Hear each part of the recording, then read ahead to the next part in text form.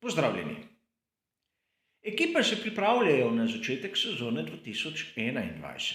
Eno izmed prvih dejanj, kateremu bomo verjetno priča, je zagon pogonskega sklopa. In verjetno bomo vsi mi prebirali v raznih virih, kakšne brutalne moči imajo tej novi pogonski sklopi. A danes se bomo vprašali, ali je to res, ali je to tako nujno potrebno in v kakšne smeri gre vse razvoj pogonskega sklopa.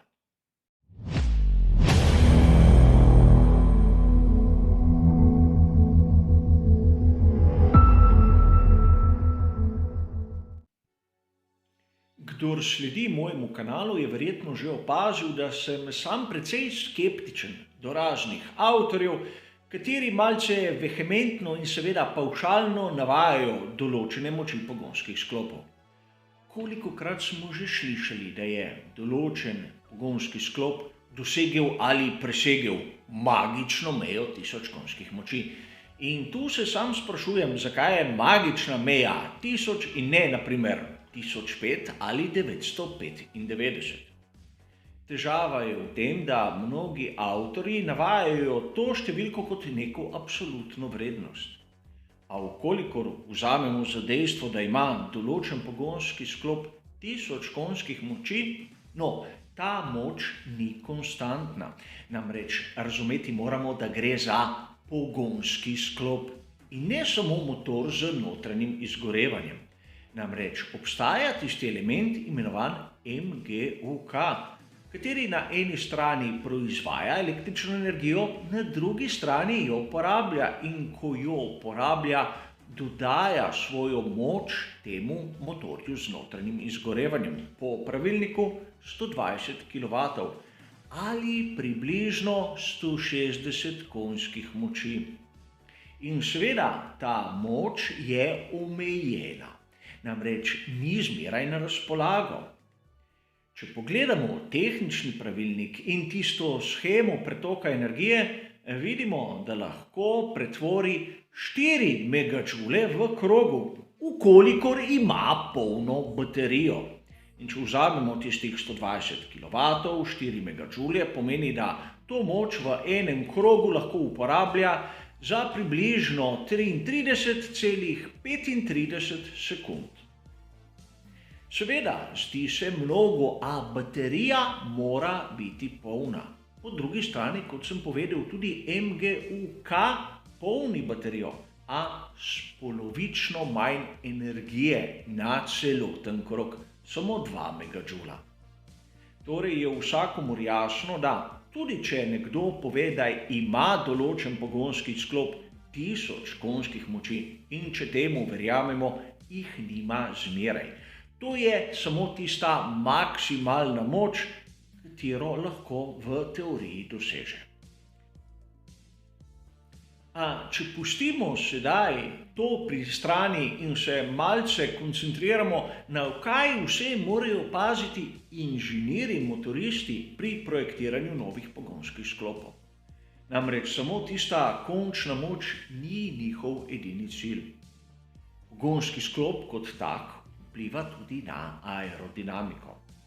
Ne samo zaradi svoje konfiguracije, kako so določeni elementi zloženi pod tistim pokrovom pogonskega sklopa v zadku bolida, ampak tudi z tistimi hladilnimi režami.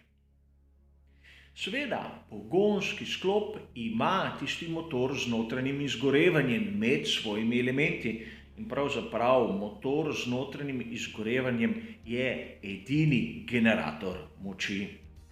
Namreč vsi drugi elementi samo pridobivajo z večjo učinkovitostjo tisto energijo motorja z notranjim izgorevanjem, katera bi hočeš nočeš se drugače izgubila.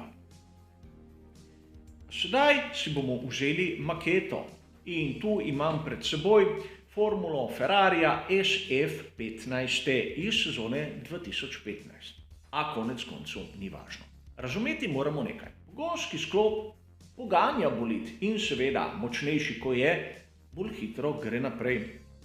A tu v našo enačbo vstopi zračni upor, kateri predstavlja oviro, zid, kateri pritiska ta bolid nazaj. In sedaj, če bomo pogledali malce CFD simulacije nekih bolidov Formule 1, bomo opazili, da poleg naprimer koles so tudi tiste vstopne reže, bočne in seveda tista zgornja, kar velik generator zračnega upora. Vidimo na teh skicah, da ta območja so tam notri rdeča, podobno kot tisto območje okrog kolesa, kar nam kar dosti pove o tem, kako visok je zračni upor na tistem območju. Zakaj je to tako pomembno? Enostavno razloženo. Tiste reže, katere vidimo ob bokih in seveda nad čelado voznika, imajo zaradi svoje oblike zelo visok koeficient zračnega upora, bistveno večji kot ostali elementi tam okrog njih.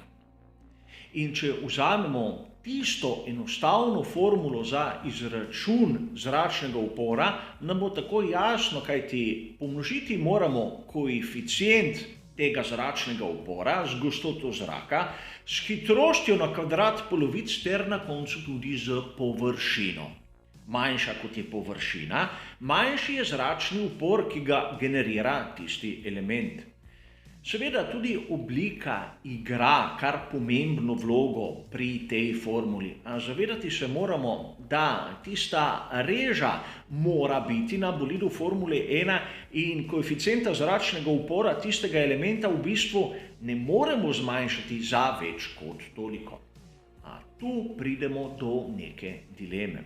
Sem že povedal na začetku tega prispevka, je motor z notranjim izgorevanjem srce celotnega pogonskega sklopa. In gre za termični motor. Torej, več energije, ko proizvede, bo kot stranski produkt tudi nekako proizvedel toploto.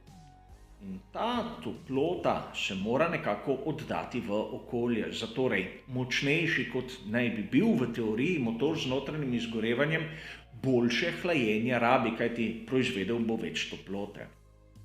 Se spomnite slavnega Ferrarija F14T, slavnega zaradi svoje oblike? No, če se koncentriramo malce na tiste reže, bomo videli, da so v primerjavi naprimer s predhodnikom bistveno manjše. Pri Ferrariju so se zavestno odločili, da bodo šli v bolid, kateri bo imel izjemno majhen zračen upor, in zato so tudi žrtvovali moč pogonskega sklopa v sezoni 2014. Seveda se jim to ni obrestovalo, ampak zaradi tega, ker so bili hladilniki manjši in druge reže, je tudi pogonski sklop bil tisti, ki je proizvedel manj moči, seveda ob neki znosni zanesljivosti. Po drugi strani, če to zadevo nekako preselimo v bolj sodobne čase, bomo opazili, da različne ekipe imajo različni koncept, kako narediti te reže. In govorimo o tisti zgornji kot o tistih bočnih. Če nekako poenostavimo, površina naj bi bila v obeh primerih primerljiva, ne moremo govoriti o enaki. A vseeno se nam lahko dozdeva, da imajo različne rešitve različen zračni upor. Seveda, ko smo govorili o zmanjšanem zračnem uporu, posledično manjših režah, se je marsikdo lahko spomnil, da imamo v sodobni Formuli 1 tudi varčevanje z gorivom. In logična povezava je manjša reža, manj obratov v motorju z notranjim izgorevanjem, ker se ne sme pregrevati, in seveda posledično manjša poraba goriva. In vem, marsikdo izmed vas bo sedaj skočil, kajti današnja Formula 1 vsem tem varčevanjem sploh ni več podobna kakim dirkam. In tu se moti. Namreč dirko Formule 1 zmaga tisti, ki določeno razdaljo prevozi v najkrajšem času. In sedaj se bomo vprašali, ali bolid, ki porabi manj goriva, je v resnici hitrejši od onega, ki ima lahko več konjev, a porabi tudi več goriva.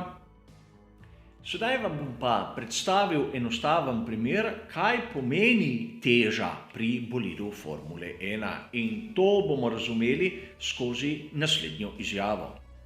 Nekoč pred davnimi leti je Adrian Newey rekel, da ukolikor je bolid lažji za 10 kg, pomeni to nekje na splošno 0,2 na krog in to je zame ogromno.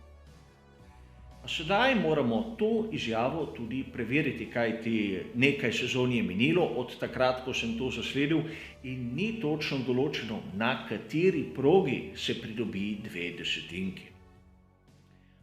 Vzel sem primer dirke, ki nam lahko ovrže ali potrdi to izjavo. Namreč na veliki nagradi 70. obletnice Formule 1, kot vidimo iz priložene tabele, je Max Verstappen začel na pneumatiki hard in nato v zadnjem delu spet uporabil pneumatiko hard. Razlika na finalnem delu dirke je imel precej lažji bolid, kajti porabil je določeno količino goriva. In seveda lepo vidimo, 52 krogov je trajala dirka in seveda tam okrog 32. kroga je prevozil 60% razdalje. Če vzamemo njegovo tabelo časov, lahko kaj hitro razberemo, da v začetni fazi dirke je imel ritem zaokroženo minute 32 sekund. Seveda v tisti zadnji fazi, takoj po menjavi, ko so bile njegove pneumatike še sveže, je bil pa njegov ritem minute 30 sekund in 8 desetink. Razlika sekunda in 2 desetinki. Razumeti moramo sedaj še, koliko naj bi se olajšal njegov bolid od začetka pa do tistega 32. kroga. Če nekako posplošim, malce zaokrožim, lahko rečem, da je šlo za približno 60% razdalje in če je imel v rezervoarju 110 kg, jih je porabil 65, seveda zopet zaokroženo, da bo malce lažje računati. Torej, sedaj lahko malce sklepamo. Imamo razliko v ritmu sekunde in 2 desetink. Imamo razliko v teži zaokroženo 65 kg. Ukolikor sekundo in 2 desetinki delimo z 6,5, bomo dobili približek tistega, kar bi lahko pomenilo 10 kg nižja teža bolida. In ukolikor to damo v kalkulator, dobimo razliko 185 tisočink sekunde. Zaokroženo seveda, kar je izjemno blizu tistim 2 desetinkam, kar je na začetku povedal Adrian Newey. In sedaj se lahko vsak izmed nas vpraša, kaj pomeni 2 desetinki na krog, koliko konjskih moči v resnici bi moral imeti pogonski sklop več, koliko vrtljajev bi moral več narediti na minuto, kar bi pomenilo večje hladilne površine, večjo porabo goriva in konec koncev bi lahko bil na koncu prav tako hiter kot oni, ki varčuje. In sedaj smo prišli do izjemno zanimive dileme. Namreč mnogi avtorji nam samo prodajajo tisto verzijo, kako močan je določen pogonski sklop, a upam, da smo razumeli, da inženirji gledajo tudi na marsikaj drugega, ter poleg naštetega naprimer tudi na težišče določenih elementov pogonskega sklopa, a o tem kdaj drugič. Videli smo, kako z varčevanjem goriva v bistvu naredimo bolid hitrejši od tistega, kar bi lahko pričakovali, kljub temu, da na tisti testni mizi določen pogonski sklop nima neke brutalne moči, katero tako radi nekateri poudarjajo. Torej, zopet eno razmišljanje, katero ni nič drugega kot moje osebno mnenje, katero nam pove, da razni viri nam pravijo zgodbe, katere pa z realnosti Formule 1 ponavadi nimajo dosti skupnega. Hvala za vašo pozornost ter nasvidenje.